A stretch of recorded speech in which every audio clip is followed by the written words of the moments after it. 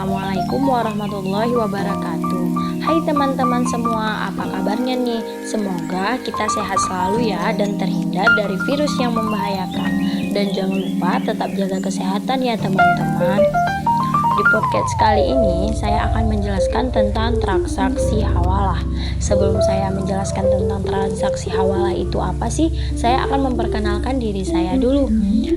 Nama saya Khairusna Rahmi, Prodi Hukum Ekonomi Syariah. Teman-teman, apa sih itu transaksi hawalah? Hawalah dalam bahasa Arab adalah hawalah, bermakna mengalihkan atau memindahkan. Di dalam istilah ilmu fikih, hawalah berarti pengalihan penagihan hutang dari orang yang berhutang kepada orang yang menanggung hutang tersebut.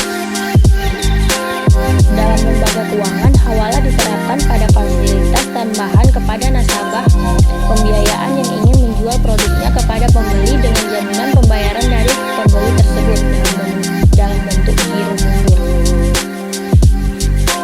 Syarat-syarat hawalah adalah di dalam buku syahid sabit syarak sah hiwalah ada 4, yaitu ada kerelaan muhil, ada persetujuan dari muhal, hutang yang akan dialihkan keadaannya masih tetap dalam pengakuan, dan yang keempat adanya kesamaan hutang muhil dan muhal alaih, orang yang menerima pemindahan hutang. Dalam jenisnya, macamnya, waktu penangguhannya dan waktu pembayarannya. Dengan hiwalah hutang mulai muhil bebas.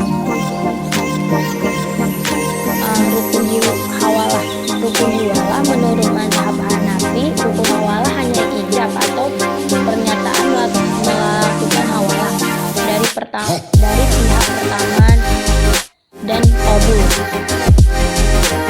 dari pihak kedua dan ketiga.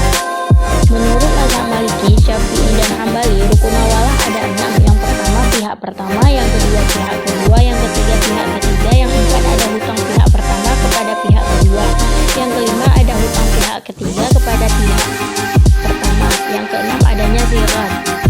Pernyataan hawalah. Jenis-jenis hawalah. Hawalah terbagi menjadi 2. Yang pertama hawalah mutlaqah. Hawalah mutlaqah terjadi jika orang yang berhutang kepada orang lain mengalihkan hak penagihan kepada pihak ketiga tanpa didasari pihak ketiga ini berhutang kepada orang pertama. Contohnya, jika si A berhutang kepada si B dan si A mengalihkan hak pengalihan si B kepada si C, sementara si C tidak punya hubungan hutang piutang kepada si B, maka hawalah ini disebut mutlaqah. Ini hanya dalam mazhab Hanafi dan Syiah, sedangkan jumhur ulama mengklasifikasikan jenis hawalah ini sebagai hawalah. Yang kedua, hawalah muqayyadah terjadi jika muhil mengalihkan hak pengalihan muhal kepada muhal alaih karena yang terakhir punya hutang kepada muhal. Inilah hawalah yang boleh berdasarkan kesepakatan para ulama. Hakikat hawalah.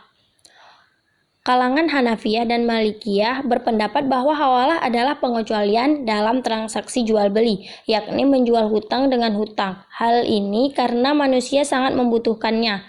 Hal ini juga merupakan pendapat yang paling dianggap sahih di kalangan Syafi'iyah dan juga menurut salah satu riwayat di kalangan Hanabiyah.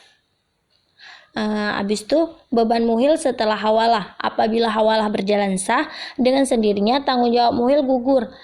Andai kata muhal alaih mengalami kebangkrutan atau membantah hawalah atau meninggal dunia, maka muhal tidak boleh kembali lagi kepada muhil. Hal ini adalah pendapat ulama jumhur.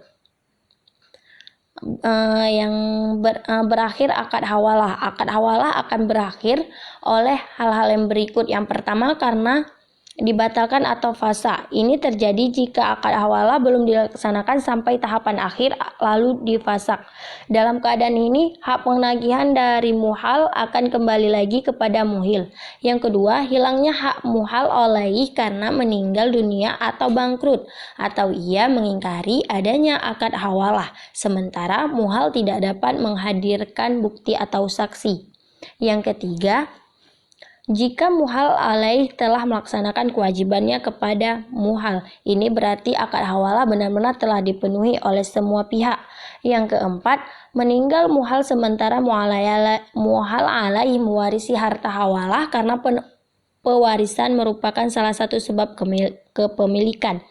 Yang kelima, jika muhal mengibahkan atau menyedahkan harta hawalah kepada muhal alaih dan ia menerima hibah tersebut. Yang keenam, jika muhal menghapus bukukan kewajiban membayar hutang kepada muhal alaih. Aplikasi dalam perbankan. Kontrak hawalah dalam perbankan biasanya diterapkan pada hal-hal yang berikut. Yang pertama, factoring atau anjak piutang, di mana para nasabah yang memiliki piutang itu kepada bank. Bank lalu membayar piutang tersebut dan bank menagih dari pihak ketiga itu.